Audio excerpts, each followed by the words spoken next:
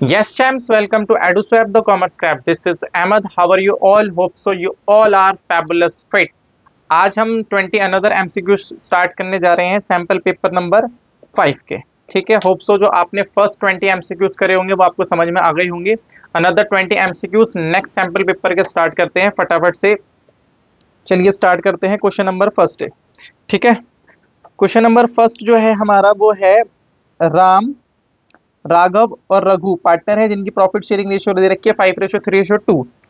As per partnership deed Raghu को minimum guarantee मिली है 10,000 रुपए के प्रॉफिट की, यानी कि ये गारंटी मिली है रघु को। ठीक है सर, और उसके बाद नेट प्रॉफिट जो है वो 40,000 रुपए का नेट प्रॉफिट है। तो अगर हम बात करें कि जो नेट प्रॉफिट है 40,000 रुपए का है तो 40,000 प्रॉफिट है। उसके बाद जो रघु है उसको मिलेगा 2/10। 2/10 का मतलब होता है 1/5।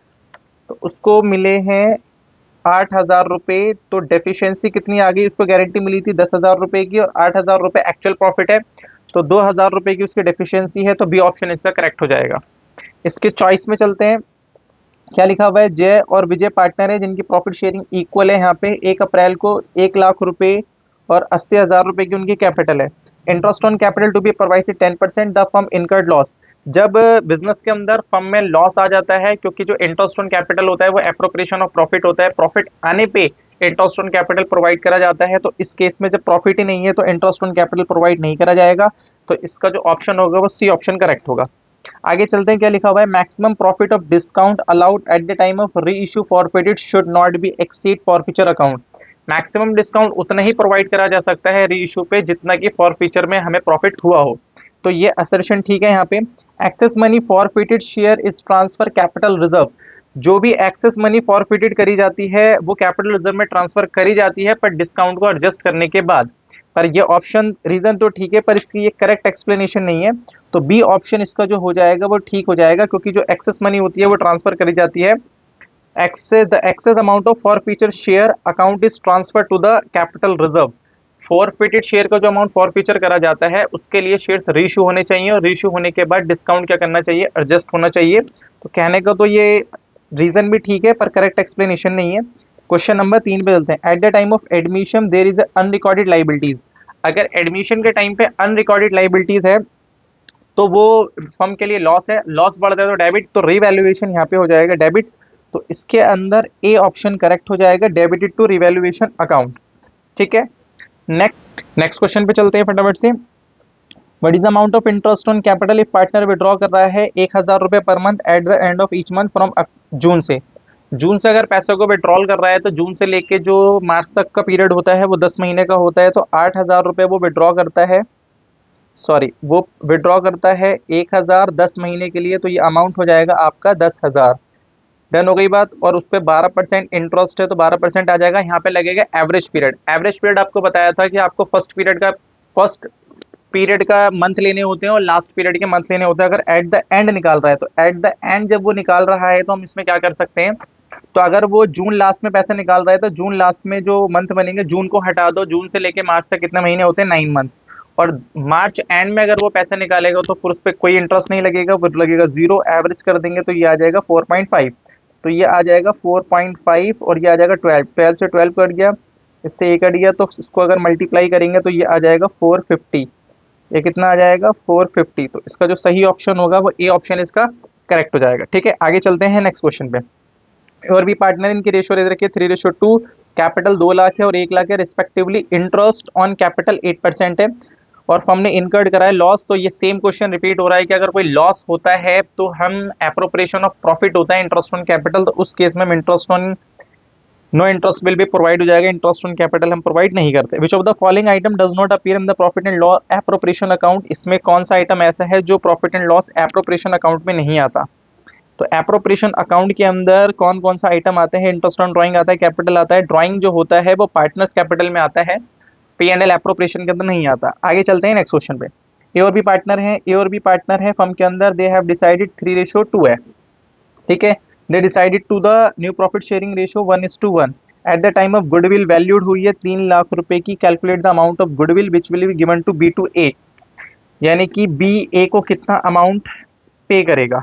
ओके, तो यहाँ पे इनकी रेशियो है बी की बात कर रहे हैं ना हम, बी टू ए कितना देगा, तो बी की बात कर लेते हैं। बी का शेयर है यहाँ पे 2/5, और यहाँ पे 2/5 है, और यहाँ हो गया 1/2, तो ये आ जाएगा 10, तो ये आ जाएगा 2, 4, 5, तो ये आ जाएगा 1/10, तो 1/10 आ जाएगा, तो यहाँ पे वो देगा उसको 1/10, तो इससे कट जाएगा 3,000 रुपये वो उसको देगा। बी टू ए, यानी बी जो है वो ए को 3,000 रुपये देगा, क्योंकि यहाँ पे जो उसका गेन आ रहा है वो आ रहा है 1/10 का। तो 1/10 अगर 2/5 करेंगे, 2/5 माइनस का 1/2, यह टेल एलसीएम आ गया, तो यह आ गया 2, 4, 5 आ गया, ठीक है 1/10 ये उसका ऑप्शन हो जाएगा, ठीक 3,000 रुपये आएगा। आगे चलते हैं नेक्स्ट क्वेश्चन पे। जितना इनवाइट करिए 6,000 एप्लीकेशन, डिबेंचर है 100 रुपये का एक है, प्रीमियम है 50 रुपये का, the full amount was payable in application, application 8,000 रुपये रिसीव हो गई, 2,000 डिबेंचर रिजेक्ट कर रहे हैं। तो ये सिंपल सा क्वेश्चन है, इसके अंदर बिना अमाउंट चेक करे आप यहाँ देखो, जहाँ पे सिक्योरिटी प्रीमियम भी हो, बैंक क्रेडिट हो रहा हो, उसकी क्या एंट्री पास होगी, ये एंट्री हो नहीं सकती, ये नहीं हो सकती, तो ये ऑप्शन करेक्ट हो जाएगा, क्योंकि इसके अंदर debenture application allotment, percentage debenture, security premium और ये रिफंड का अमाउंट आ रहा है, तो ये ऑप्शन इसका करेक्ट हो जाएगा। नेक्स्ट क्वेश्चन पे चलते हैं। इसकी चॉइस भी है कि एक्स लिमिटेड ने 10,000 डिबेंचर 100 रुपये ईच पेबल ऑन एप्लीकेशन और रेडीमेबल एट पार है, 6 साल के बाद record general entries for money received. Money receive की एंट्री क्या होती है, bank account debit to debenture application और अलॉटमेंट। अब डिबेंचर एप्लीकेशन और अलॉटमेंट की जो एंट्री होती है वो करेक्ट एंट्री क्या पास होगी, वो मैं आपको बता देता हूँ। 10,000 डिबेंचर हैं और 10 रुपये का एक है, तो ये हो जाएगा 1,00,000 रुपये, तो 1,00,000 रुपये की एक ही एंट्री ठीक है, बैंक टू डिबेंचर एप्लीकेशन, जो ऑप्शन हो जाएगा B. Next question, question number 8 की बात कर रहे हैं, ठीक है। रोहित और मोहित और नीलम, रोहित मोहित और नेहा पार्टनर है, जिनकी रेशियो ये दे रखी है, प्रॉफिट लास्ट 3 ईयर का उन्होंने दे रखा है, ये ठीक हो गई बात। और दिस प्रॉफिट मिस्टेक से ये इक्वली में बढ़ गया है, तो इसकी करेक्ट एंट्री क्या पास होगी, ये इंपॉर्टेंट क्वेश्चन है। ध्यान से देखो जरा, इसके अंदर 140 है, ये 140 और ये 84,000 और ये आ जाएगा 1,06,000, तो ये जो प्रॉफिट है ये है 3,30,000, 3,30,000 है, और द प्रॉफिट मिस्टेक से इक्वली बढ़ गया, तो यानी ये कितना जा चुका है, 1,10,000 रुपये। एक का ही निकाल लेंगे, बाकी सारे इस पर सेम होंगे इसके अकॉर्डिंग। 1,10,000 रुपये ये रोहित में चला गया, 1,10,000 रुपये से कैपिटल रिवर्स करेंगे, जो कि हो जाएगी डेबिट। अच्छा, कितना देना था इसको, इनको कितना देना था, 1,10,000 प्लस में 84 प्लस में आ जाएगा 1,06,000, तो ये आ जाएगा, इनकी रेशियो कितनी है, हाफ। हाफ का मतलब होता है 1,65,000, तो हमें क्रेडिट करना था इनको 1,65,000 से क्रेडिट कर देंगे, तो यहाँ पे हम देख लेंगे कितना बैलेंस बच रहा है, तो ये बच जाएगा 55,000 रोहित का डेबिट में बचेगा, ठीक है, सॉरी 55,000 यहाँ पे बचेगा क्रेडिट में। तो रोहित को देख लो, रोहित का ये रहा अकाउंट, और सेकंड नंबर पे यहाँ पे आना चाहिए 55, तो सेकंड नंबर पे 55 किस में आ रहा है, इसमें नहीं आ रहा, इसमें नहीं आ रहा, इसमें भी नहीं आ रहा, इसमें तो सेकंड नंबर पे 55 इसमें आ रहा है, तो ऑप्शन ए करेक्ट हो जाएगा, सारा निकालने की जरूरत नहीं है। Eight the time of admission of A partner what is the effect of the following information. अगर एडमिशन हो रहा है तो बैलेंस इन वर्कमैन कंपनसेशन में है, और क्लेम कितने का है, क्लेम है 45 का। अगर रिजर्व में 40,000 रुपये हैं और क्लेम 45 का है, तो फिर यहाँ पे क्या इफेक्ट पड़ेगा कि आप डिस्ट्रीब्यूट तो कुछ हो नहीं सकता, क्योंकि यहाँ पे रिजर्व ज़्यादा, रिजर्व कम है और क्लेम क्या है, ज़्यादा है, तो 5,000 रुपये हमें एक्स्ट्रा और क्लेम में देने पड़ेंगे, जो कि लॉस हो गया। और इस केस में जो एंट्री पास होगी वो होगी revaluation to workman composition claim. अब यहाँ पे जो है कि 5,000 रुपये हमें रिवैल्यूएशन से लेने पड़ेंगे, तो इसकी जो प्रॉपर एंट्री होगी वो ये एंट्री होगी, workman compensation reserve to workman compensation claim, sorry workman compensation reserve कितने का है हमारे पास, वर्कमैन कंपनसेशन रिजर्व है 40,000 का, रीवैल्यूएशन से कितना लेंगे, 5,000 लेंगे, और फिर वर्कमैन कंपनसेशन क्लेम कितने का हो जाएगा, 45 का, 45 का हो जाएगा, तो यहाँ पे रिवैल्यूएशन डेबिट होगा, तो डेबिट हो जाएगा, तो सी ऑप्शन इसका करेक्ट हो जाएगा। आगे चलते हैं क्वेश्चन नंबर 10 पे। विच of the following appear in the profit and loss account, इसमें से कौन सी चीज profit and loss appropriation account के अंदर आती है, तो इंटरेस्ट ऑन कैपिटल आती है, yes, interest on partners loan ये नहीं आता, मैनेजर कमीशन नहीं आता, तो सिर्फ ए ऑप्शन आता है, ए ऑप्शन होगा, डी ऑप्शन इसका करेक्ट हो जाएगा, ये सिंपल क्वेश्चन है। Other than minor dash category individual can not be admitted of the partnership, minor को छोड़ के कौन सी कैटेगरी है जो पार्टनरशिप में एडमिट नहीं हो सकती, person of unsound mind, yes ये एडमिट नहीं हो सकता, डिस्क्वालीफाइड बाय ये भी एडमिट नहीं हो सकता, तो जो इसका करेक्ट ऑप्शन हो जाएगा बोथ ए एंड बी, इसका करेक्ट ऑप्शन हो जाएगा तो ये करेक्ट ऑप्शन जो है वो उसका ये हो जाएगा, both A and B. X और वाई पार्टनर है जिनकी रेशियो दे रखी है 3:2 और देयर बैलेंस शीट दे रखी है, यहाँ पे इन्वेस्टमेंट दे रखा है this if half of the investment taken over by X और Y their profit sharing ratio what amount of investment will be show in the revised balance sheet. अगर half amount वो लेके जा रहे हैं पार्टनर्स तो आधी इन्वेस्टमेंट बचेगी, तो आधी इन्वेस्टमेंट जो होगी वो 10,000 रुपए की बचेगी, क्योंकि इसका कोई रिवैल्यूएशन हुआ नहीं है तो 10,000 की ही बच जाएगी। आगे चलते हैं, एक्स और वाई पार्टनर इनकी रेशियो दे रखी है 10:2। जेड एडमिट हो रहा है न्यू पार्टनर रेशियो के अंदर 10:, ये हो गई ये। At the time of admission general reserve दे रखा है 24 का, why in the reserve will कुछ भी क्वेश्चन में मेंशन नहीं है, तो इसका मतलब रिजर्व सारा का सारा डिस्ट्रीब्यूट हो जाएगा। तो 14,000 रुपए का रिजर्व जब वाई में बांटेंगे तो ये बच जाएगा यहाँ पे 24,000 को 2/12 में ये बढ़ जाएगा, तो ये हो जाएगा 6। तो ऑब्वियस सी बात है 4,000 रुपए का बैलेंस बच जाएगा इसके अंदर, क्योंकि अगर इसको आप डिवाइड करोगे तो ये कितना आ जाएगा, 4,000 रुपए आ जाएगा। ठीक है, नेक्स्ट चलते हैं आगे। ये हमें कुछ क्वेश्चन दे रखा है 12 से लेके 12, 13, 14, 3 क्वेश्चन हमें सॉल्व करने हैं। शेयर कैपिटल दे रखी है हमें, ठीक है। यहाँ पे दे रखा है ऑथोराइज कैपिटल, इससे कोई लेना देना है नहीं। नोट्स नंबर दे रखा है, ये सारी चीजें दे रखी हैं। आगे चलते हैं, यहाँ पे ये दे रखा है, ये दे रखा है। आगे चलते हैं, क्या लिखा हुआ है, इशूड वेंडर दे रखा है ये और ये। आगे चलते हैं, क्या लिखा हुआ है, इस क्वेश्चन को पढ़ते हैं। 1 अप्रैल को कंपनी ने फॉरफिटेड करें all the default share, what is the amount appearing of the share forfeited eight the time of forfeiture. अब आप बताओ कि यहाँ पे कॉल्ड अप कितने का है, यहाँ पे कॉल्ड अप है 15 रुपए का, जिसमें से अनपेड कितना है, अनपेड 5 रुपए है, तो पेड कितना होगा 10 रुपए। अब जितना पेड है और नंबर ऑफ शेयर्स कितने हैं, यहाँ पे नंबर ऑफ शेयर्स हैं 8,000, तो टोटल जो फॉर फीचर का अमाउंट जाएगा वो आ जाएगा 80,000। तो जो इसका ऑप्शन बी होगा वो ऑप्शन करेक्ट हो जाएगा। ठीक है, 3,000 शेयर फॉरफिटेड करें, उन्होंने 18 रुपए के रीइश्यू कर दिया। What is the amount of security premium and capital reserve. अब एक बात सोच के बताओ कि यहाँ पे जो हमारे पास 15 का कॉल्ड अप था और 18 का शेयर रीइश्यू कर दिया, तो 3 रुपए सिक्योरिटी प्रीमियम है, तो 3,000 रुपए इंटू में 3, तो ये आ जाएगा 9,000 रुपए। ठीक है, 9,000 रुपए का सिक्योरिटी प्रीमियम ऐड हो रहा है, तो यहाँ पे सिक्योरिटी प्रीमियम कितने का है 5,000, और 9,000 किस में ऐड हो रहा है, इसमें ऐड हो रहा है। बट यहाँ पे प्रॉब्लम है, प्रॉब्लम ये है कि ये जो कैपिटल रिजर्व को जब आप मैच करने के लिए जाओगे तो कैपिटल रिजर्व आपका मैच नहीं होगा, क्योंकि यहाँ पे है मिस्टेक। ये अमाउंट 1,11,000 नहीं है, ये अमाउंट है 1,10,000 रुपए। वो क्यों है मैं अब आपको बता देता हूँ। आपके पास टोटल प्रॉफिट कितना है, आपके पास टोटल प्रॉफिट है 80,000 रुपए, पर ये कितने शेयर का है, 8,000 शेयर का है, तो 3,000 शेयर का कितना हो जाएगा। अगर ये प्रॉफिट 80,000 8,000 शेयर का है, तो फिर 3,000 शेयर का जो प्रॉफिट होगा वो 30,000 रुपये प्रॉफिट आएगा। अब यहाँ पे जो शेयर री इशू हुए हैं उस पर कोई डिस्काउंट तो आया नहीं है, तो जितना भी ये प्रॉफिट होगा वो कहाँ चला जाएगा, कैपिटल रिजर्व में। कैपिटल रिजर्व है यहाँ पे 80,000 रुपये का, 80,000 रुपये का यहाँ पे ऑलरेडी कैपिटल रिजर्व है। 3,000 रुपये शेयर फॉरफीचर करके आया, क्योंकि कोई डिस्काउंट नहीं है तो कुछ भी माइनस नहीं होगा, तो उसकी जो एग्जैक्ट फिगर बनेगी वो फिगर बनेगी 1,10,000 रुपये। तो इसका डी ऑप्शन करेक्ट हो जाएगा। आगे चलते हैं, how much cash receive from the reissue 5,000 share forfeited they were reissued 20 per share। क्या मतलब है, how much cash received from the 5,000 share forfeited if they were reissue 20 रुपए पे करेंगे तो कितना हो जाएगा।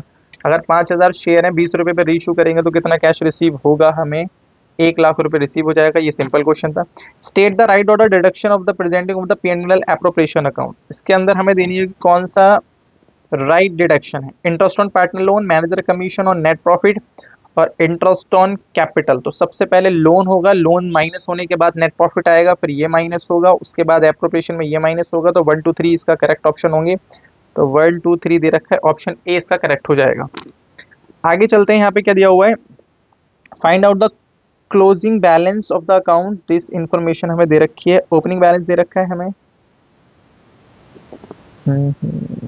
ओके, 1 नंबर का क्वेश्चन है। ओके ठीक है, ओपनिंग कैपिटल दे रखी है हमें, ये दे रखी है ओपनिंग कैपिटल। ठीक है, रिस्पेक्टिवली ए ने सैलरी लिए 1,000 रुपये पर मंथ, तो ये हो जाएगा 12,000, और बी टेक कमीशन 20,000, तो ये हो जाएगा 20,000। ठीक है, तो ये 5,12,000 हो जाएगा, और ये हो जाएगा 5,60,000। तो ये क्या क्वेश्चन था, ये तो बहुत सिंपल क्वेश्चन है, ऑप्शन डी से करेक्ट हो जाएगा। तो ये हमने सारे 16 एमसीक्यूज कवर कर लिए हैं पार्ट ए के। पार्ट बी के फटाफट से एमसीक्यूज को कवर करते हैं। पार्ट बी के एमसीक्यूज को कवर करते हैं। पार्ट बी के एमसीक्यूज हैं यहाँ पे क्वेश्चन पेपर 5 से। पार्ट बी के 4 एमसीक्यूज हैं, वो फटाफट से कंप्लीट करते हैं। इन्वेंट्री इज गिवन है 80,000 इंक्लूडिंग लूज टूथ 10,000 रुपये। What is the inventory will be taken for the quick ratio. Quick ratio के लिए जो इन्वेंट्री हम लेते हैं वो इन्वेंट्री लूज टूल्स माइनस करके लेते हैं। तो loose tools in the given 80,000 रुपये। What value of inventory will be taken for calculating quick ratio. अच्छा, क्विक रेशियो निकालने के लिए तो इन्वेंट्री नील ही लेते हैं। इस पहली बात तो ये करंट रेशियो निकालने के लिए लूज टूल्स को माइनस करते हैं, और क्या कहते हैं इन्वेंट्री को तो हम वैसे भी करंट एसेट्स में से अगर इन्वेंट्री माइनस करते हैं तो फिर हम क्या करते हैं, यहाँ पे निकलती है क्विक एसेट्स। तो इस केस में हम इन्वेंट्री की वैल्यू क्या लेंगे, नील लेंगे। विच of the following statement is not true, ये हमें ट्रू जो नहीं है वो बतानी है। Conversion of debenture into preference share will decrease debt equity ratio. अगर मैं डेट इक्विटी रेशियो को लिखूं तो ये डेट है, ये है। अगर मैं डिबेंचर को इक्विटी शेयर्स में कन्वर्ट कर रहा हूं तो ये कम हो जाएगा, ये ज्यादा हो जाएगा, तो रेशियो डिक्रीज हो जाएगी। तो ये ऑप्शन सही है, हमें गलत बताना है। Long term liabilities due payment within a year should be treated as a current liabilities. Long term liabilities due payment, अगर कोई लॉन्ग टर्म लाइबिलिटीज है और वो within a year mature हो रही है तो फिर करंट लाइबिलिटीज में दिखाते हैं। तो ये ऑप्शन भी सही है, ये ऑप्शन भी सही है, हमें गलत ऑप्शन बताना है। हायर ऑपरेटिंग रेशियो इंडिकेट करता है higher profit. Answer is no. Higher operating ratio cost को बताती है, तो जितनी हायर ऑपरेटिंग रेशियो होगी उतनी कॉस्ट इंक्रीज होगी, प्रॉफिट इंक्रीज नहीं होगा। तो ये ऑप्शन हो गया गलत, और नीचे वाला भी सही होगा, आप पढ़ोगे तो समझ में आ जाएगा। The statement of profit and loss show करता है operational performance of the company for the specific accounting year. Yes, जो statement of profit and loss होता है वो बिजनेस की परफॉर्मेंस को दिखाता है कि बिजनेस ने कितना अर्न करके दिया। ठीक है, तो ये ऑपरेशनल एक पर्टिकुलर अकाउंटिंग पीरियड के अंदर ये ऑपरेशनल परफॉर्मेंस को दिखाता है, और बैलेंस शीट प्रॉफिटेबिलिटी को दिखाती है। Answer is no. Balance sheet financial positions को दिखाती है, फाइनेंशियल परफॉर्मेंस को, प्रॉफिटेबिलिटी को नहीं दिखाती, फाइनेंशियल पोजीशन को दिखाती है। तो असर्शन ठीक है, यहाँ पे रीजन गलत है, तो जो इसका ऑप्शन होगा वो सी ऑप्शन इसका करेक्ट हो जाएगा। आगे चलते हैं, क्या लिखा हुआ है। राकेश लिमिटेड ने ऑपरेटिंग प्रॉफिट कमाया है 1,85,500 185,500 आफ्टर चार्जिंग डेप्रिसिएशन इतना हो गया। During the year the trade payable increase हो रहे हैं इतने के, इन्वेंट्री इंक्रीज हो रही है, देयर इज नो चेंज बल्कि, और व्हाट इज द अमाउंट। अब आप एक बात सिंपल सी बताओ, अगर उन्होंने 1,85,500 का प्रॉफिट कमाया है, डेप्रिसिएशन चार्ज कर लिया है, तो डेप्रिसिएशन को क्या कर लेंगे, ऐड कर लेंगे। अच्छा, फिर हम बात करते हैं डिक्रीज इन करंट एसेट और इंक्रीज इन करंट लायबिलिटी। अब यहाँ पे देखो, ये जो ट्रेड पेबल हैं ये इंक्रीज हो रहे हैं। Decrease in current asset, increase in current liabilities जो होता है वो ऐड होता है, डिक्रीज इन, और यहाँ पे ये ऐड हो जाएगा कितना, 26,600। आगे चलते हैं, इन्वेंट्री इंक्रीज हो रही है, तो इन्वेंट्री जब इंक्रीज हो रही है तो उसको खरीद रहे हैं, तो ये माइनस हो जाएगा कितना, 40 और 30। तो नेट जो वैल्यू बनेगी वो कितनी बनेगी, 185,500 102 26,600 माइनस 4,300, तो ये आ जाएगा 2,03,000। तो इसका ए ऑप्शन जो हो जाएगा वो करेक्ट हो जाएगा। आगे चलते हैं, क्या लिखा हुआ है। प्रपोज डिविडेंड हमें दे रखा है, हमें नेट प्रॉफिट बिफोर टैक्स बताना है। तो हमने प्रॉफिट कितना कमाया, हमने प्रॉफिट कमाया 3 लाख रुपए का, हमने प्रॉफिट कमाया 3 लाख रुपए का, और प्रपोज डिविडेंड जो है वो ये वाला ऐड हो जाएगा। प्रपोज डिविडेंड 2024 का ये है, 2025 का ये है, तो ये ऐड हो जाएगा। सॉरी, कुछ गलत है क्या, कुछ चीज़ गलत नहीं है। 3 लाख का प्रॉफिट कमाया और 3 लाख रुपए हमारे डिविडेंड में ऐड हो जाएंगे, तो टोटल हो जाएगा ये हमारा 6 लाख। तो ये ऑप्शन जो होगा वो ये करेक्ट हो जाएगा। डन हो गई बात, आगे चलते हैं। Last question, if the cost of revenue from operation दे रखा है 8 लाख रुपए और it increase to 10 lakh, what is the percentage of change. ये बहुत सिंपल है कि कोई चीज़ 8 लाख से 10 लाख हो गई, कितने का चेंज आया, 2 लाख का चेंज आया, और कहाँ से चेंज आया, 8 लाख से चेंज आया, मल्टीप्लाई कितना 10। तो 2 लाख का अगर 8% चेंज आ रहा है तो वो कितना चेंज हो जाएगा, वो 25% का इंक्रीज हो जाएगा। कितना चेंज हो जाएगा, 25% से इंक्रीज। तो ये हमारे 20 अनदर सैम्पल पेपर का जो सैम्पल पेपर 5 था उसके 20 क्वेश्चन कंप्लीट हो चुके हैं। होप्स आपको समझ में आ गया होगा। मिलते हैं नेक्स्ट 20 क्वेश्चन, मिलते हैं नेक्स्ट 20 एमसीक्यूज के अंदर जो कि सैम्पल पेपर 6 का होगा। ठीक है, thank you so much for supporting us, thank you.